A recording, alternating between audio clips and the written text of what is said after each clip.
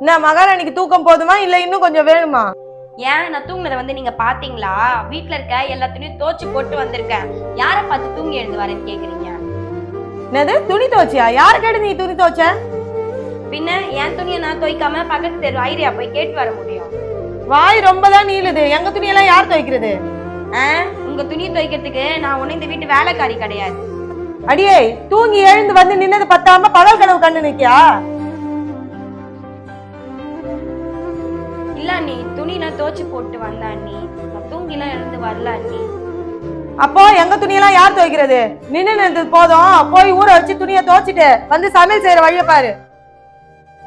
அண்ணி இப்பதான் நீ அவ்வளவு துணி தோச்சு போட்டு வந்த, உங்க துணியை எப்படியா நீ மறுபடியும் நான் போய் துவைக்கிறது?